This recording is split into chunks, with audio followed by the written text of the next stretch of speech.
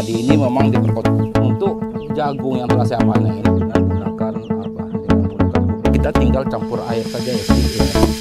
Oke, assalamualaikum warahmatullahi wabarakatuh, sahabat upland dan sahabat petani milenial, sahabat-sahabat urban farming. Kita akan melanjutkan ya konten kita untuk membuat pembenahan tanah ya. Jadi dari proses yang kita lakukan pada video yang lalu, kita sudah melakukan proses pengomposan ya dari asam umat dulu. Gunanya adalah agar kita mendapatkan betul-betul substansi substrat dari atau unsur esensial yang maksimal ya dari asam umat yang kita buat. Maka kita harus melakukan proses pengomposan yang terlebih dahulu ya. Nah, proses pengomposan itu sudah kita lakukan beberapa waktu yang lalu ya, seperti inilah prosesnya. Ini sudah menjadi asam umat ya. Ini adalah campuran dari beberapa bahan ya yang dulu kita kompos. Itu adalah eceng gondok, ini masih ada ini batangnya ya, kemudian jerami padi, kemudian ada tandan pisang yang sudah hancur ya.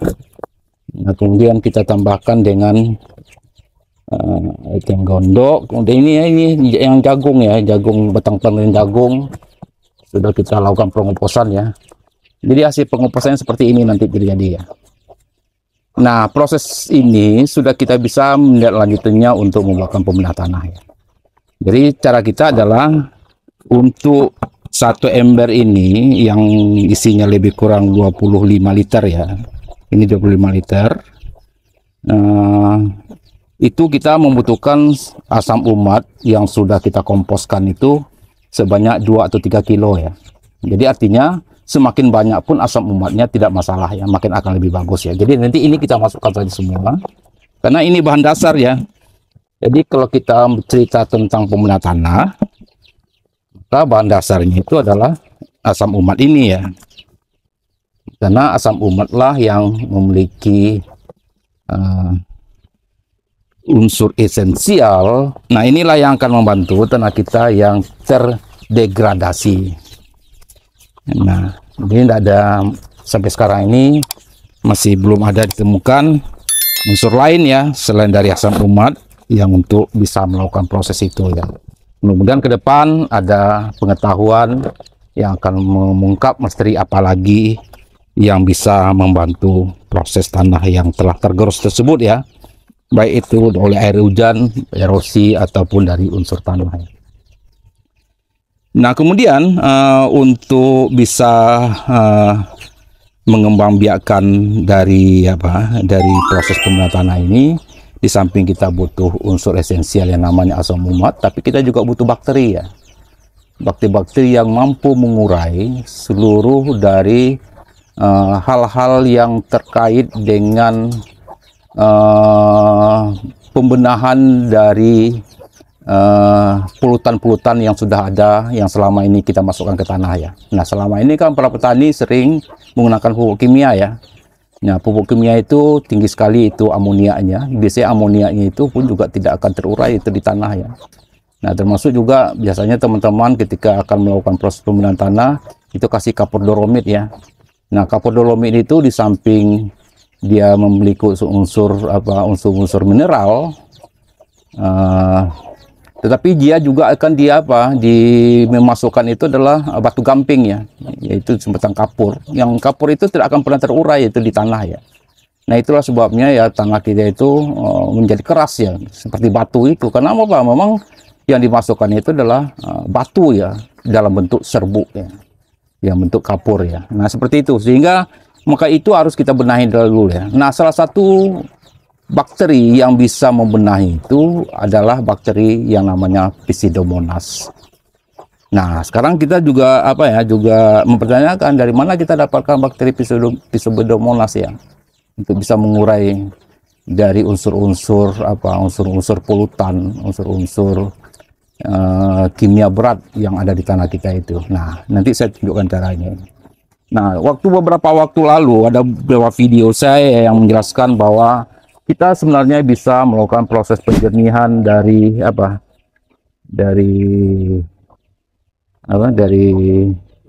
minyak jelantah ya.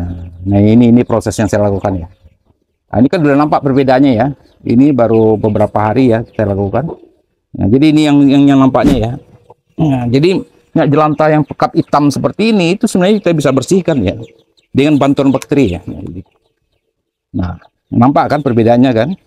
Hanya beberapa hari ini. Nah, kita akan mengembangkan bakteri itu untuk kita masukkan sebagai pembenahan tanah kita ini ya. Agar bakteri itu juga bisa melakukan proses seperti ini ya. Dia bisa memakan polutan-polutan yang ada dalam dalam minyak jelantah ini. Nah, sekarang bakteri apa itu? Ini namanya adalah Pseudomonas. Nah, lalu kita bertanya bagaimana caranya kita mendapatkan bakteri Pseudomonas itu. Nah, menurut saya caranya gampang. Caranya gimana? Dulu kita sering bicara tentang Jakaba. Nah, jadi sebenarnya dalam air Jakaba hidup bakteri yang namanya Pseudomonas. Itulah logikanya kenapa selama ini beberapa kawan-kawan memberikan informasi kepada saya dan kepada kita bersama.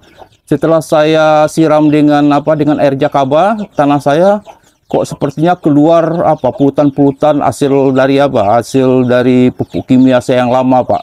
Dia bulat-bulat menggumpal-gumpal. Itu apa? Itu adalah kerja dari bakteri Pseudomonas ya. Nah, dengan logika itulah kita mencampurkan bahan ini sebagai cairannya adalah air jamur Jakaba.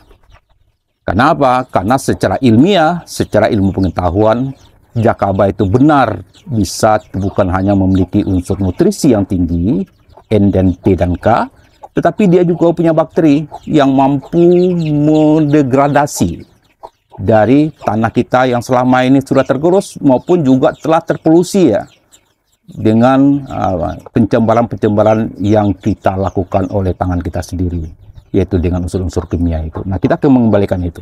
Nah, untuk itu syaratnya adalah kita akan memasukkan air Jakaba di sini. Jadi tadi unsurnya tadi yang saya jelaskan tadi adalah pertama adalah kita membutuhkan namanya asam umat itu sekitar 2 atau 3 kilo. Ini sudah saya masukkan. Nah, kemudian kita juga membutuhkan namanya pemenataan membutuhkan adalah levmol atau disebutkan tanah humus ya. Nah, tanah humus ini itu kita bisa dapatkan di sekitar perakaran tanaman besar atau di hutan. Tapi kita juga bisa menggunakan Nectobacter ya. Nectobacter hasil dari kotoran ayam itu ya. Nah, ini saya ambil dari kotoran ayam. Nah, sebagai alas kandang itu. Nah, jadi alas kandang yang saya buat itu sebenarnya bukan hanya untuk kepentingan ayam itu saja ya, tapi adalah untuk kepentingan kita membuat pembenahan tanah. Karena nanti dalam alam itu akan ada bakteri yang namanya Nectobacter yang juga bisa berkembang di sana ya. Nah, lebih tinggi kita bisa manfaatkan. Ya, kita bisa masukkan lebih kurang 1 kilo saja ya untuk 20 liter air ini. Nah, kemudian apa lagi? Nah, untuk itu kita harus kasih energi agar bakteri Pseudomonas, Xanthomonas, dan kemudian bakteri Pectinleptectin yang ada di Jakaba itu nanti itu akan bisa berkembang biak di sini. Untuk itu kita butuh namanya nih, untuk memperkuat energinya saya gunakan karbon, yaitu serbuk gergaji ini saja ya. Jadi serbuk gergaji ini lebih kurang tidak usah begitu banyak ya, kita buat ya sekitar setengah kilo atau 1 kilo, setengah kilo saja ya. Nah, cukup. Nah, kemudian selanjutnya kita kasih juga unsur karbon yang lain ya, yaitu jerami ini sedikit ya. Jerami ini pun juga merupakan unsur karbon ya yang bisa kita butuhkan untuk pengembangbiakan dari bakteri yang akan kita masukkan. Nah, terakhir itu kita kasih makan ya dari bakteri itu kita gunakan bekatol ini ya, atau tidak padi ini ya, lebih kurang setengah kilo juga ya untuk ini, agar bakterinya di dalam ini senang ya, karena dia dapat makanan yang lengkap di sini, sehingga dia cepat berkembang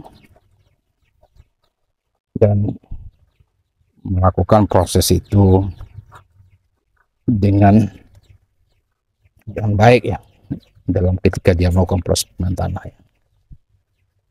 Nah, ini saja.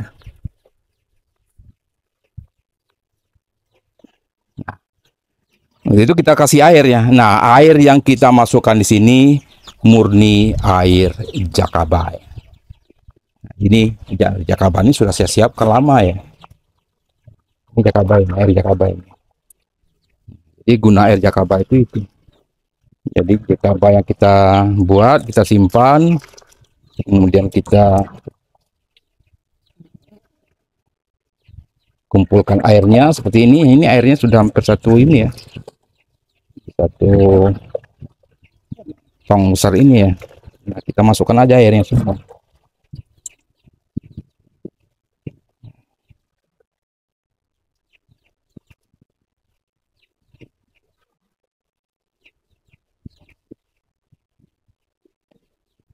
Nah,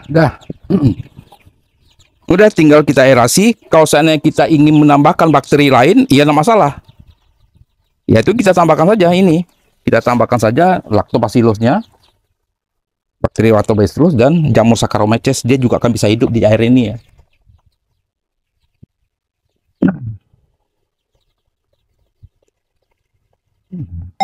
Ya, sedikit aja ya, nih sudah bercampur nih banyak bakteri dalamnya. Nah, kemudian kita kasih satu lagi oksigen ya untuk respirasi. Jadi kalau kita ingin mengembangkan sebuah bakteri, mengembangkan jamur, maka kita harus berpikir bahwa dia itu adalah makhluk hidup. Makhluk hidup itu apa? Pertama, dia butuh makan, dia butuh energi, dan dia butuh air, dan dia juga butuh nutrisi, kemudian dia juga butuh oksigen. Nah, proses inilah yang harus kita kembangkan untuk melakukan proses fermentasi. Nah, makanya proses fermentasinya haruslah aerob, yaitu ada udara. Sementara kalau misalnya kita ingin mendapatkan hanya substansi substrat atau kita melakukan ekstraksi, maka proses yang kita lakukan adalah anaerob. Jangan ada masuk bakteri atau udara di dalamnya, karena kita sedang mengekstrak unsur esensial yang ada di bahan organik tersebut. Nah, mungkin kita kasih saja langsung apanya, aeratornya ya. Aerator kita di sini ya. Ini sudah disiapkan ini aeratornya. Nah, jadi proses aerasi ini kita lakukan selama 2 minggu ya, agar dia lebih maksimal. Setelah itu pemenuhan tanah ini bisa kita aplikasikan ke lahan kita ya. Jadi kebetulan pemenuhan tanah saya sudah habis ya. Nah, ini sudah, ini kita kasih udara ya. Kasih udara. Nah, kita tunggu saja selama 14 hari atau lebih lama 20 hari ya. Nanti ini bisa kita aplikasikan. Ini akan jadi produk sendiri bagi kita, adalah produk pembedah tanah. Nanti ini akan kita dapat dua, ada yang padatnya, tadi yang saya masukkan padat, tapi juga dapat yang cairnya. Nah, kedua-duanya itu bisa berfungsi, kita lakukan prosesnya sebelum kita melakukan penanaman di lahan kita masing-masing. Mungkin demikian saja sahabat tani, mudah-mudahan ini bisa bermanfaat bagi kita semua dalam pembuatan pemenuhan tanah. Pemenuhan tanah ini adalah sebuah pori yang paling esensial dalam proses pertanian kita. Ketika proses pemenuhan tanah kita sebenarnya maksimal kita lakukan, sebenarnya kita tidak membutuhkan pupuk lagi untuk tanaman kita ya, terutama untuk tanaman-tanaman sayuran ya. Mungkin demikian saja, mudah-mudahan bermanfaat. Wabillahi taufiq wal hidayah. Assalamualaikum warahmatullahi wabarakatuh. Jadi ini ayam saya ini kalau ayam ini sengaja kandangkan ya, nah tuh dirusuhi oleh yang jantan ini, kalau nggak dia itu makan ya kan. Nah, itu lezat makan. Padahal ini adalah ayam petelur ini ya.